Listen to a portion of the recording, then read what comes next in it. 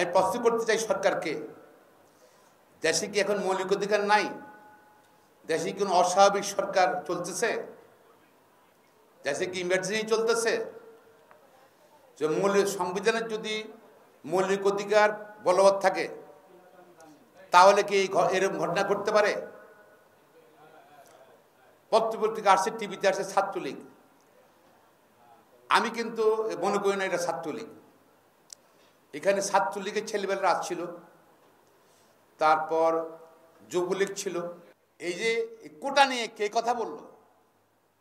কে এই contempt of court বা আদালতের বিচার্য বিষয় নিয়ে আলাপ করলো? আমাদের দেশের প্রধানমন্ত্রী আলাপ করলেন, অন্য কেউ না। উনি তো চেন্নাই যাওয়ার আগে বললেন যে কোটা না থাকা থেকে অনেক ছেলেবেলায় চাকরি পায় নাই বিচারাধীন সময়। এমনকি গত পরশুর যে সাংবাদিক সম্মেলন নাকি সম্মেলন, উনি তো বলে ফেললেন উনি কোটার পক্ষে। আদালত মান্য করলে আপনি করেছেন, আর আপনি যেভাবে কথাবার্তা বলেছেন বুঝেছেন যে মুক্তিযুদ্ধটাই হলো মুক্তিযুদ্ধ ছাড়া আর সবার কি বলেছেন আপনি? মুক্তিযুদ্ধের পাবে না, রাজাকার নাতিপুতিরা পাবে নাকি? এই যারা কি আন্দোলন করছে তারা অনেকের বাপের জন্ম কিন্তু স্বাধীনতার পরে, আর তাদের আধার কীভাবে পান? তারা তো আন্দোলন করতেছে, তার মৌলিক অধিকার চাকরির অধিকার। আপনি তাদেরকে অর্থনৈতিক সুবিধা দেবেন। আর প্রধানমন্ত্রীকে পরামর্শ দেন, এই বিচারে থাকা অবস্থায় প্রধানমন্ত্রী বা কোনো মন্ত্রী এ বক্তব্য দিতে পারেন না, এটা আদালত অবমাননা হয়। আর আদালত মানে প্রধানমন্ত্রীর বিরুদ্ধে হবে কিনা বা সমুদ্রে কিছু করবে কিনা এটা দেশের পরিস্থিতির কারণে আপনারা বুঝেন।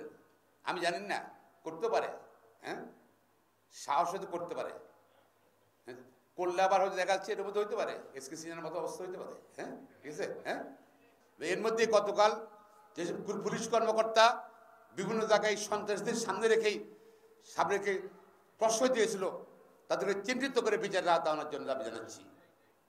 পাশাপাশি আমি সুপ্রিম কোর্টে সহ সারা বাংলার আইনজীবীদের অনুরোধ করব, যারা বিভিন্ন মিথ্যা মামলা তাদের বিরুদ্ধে অনেক করেছে, এবং আমরা আইনগত সহায়তা দেব।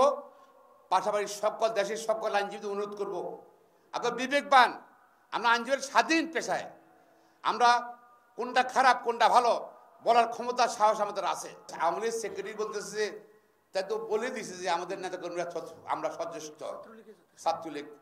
ছাত্রলীগের তো পারলো না, ছাত্রলীগকে রিক্সা শ্রমিক লীগ নিয়ে আসলো প্যান্ট শার্ট পরে নাকি, ঠেলাবাড়ির শ্রমিক লীগ নিয়ে আসছে, ঠেলাগাড়ি শ্রমিক লীগ নিয়ে আসছে প্যান্ট শার্ট পরে।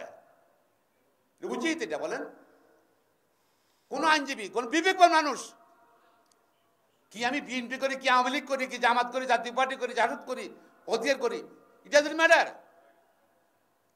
কিছু কোনো বিবেক মানুষ সরকারের এই কার্যকলাপ নৃশংসতা সমর্থন করতে পারে বলে আমি মনে করি না।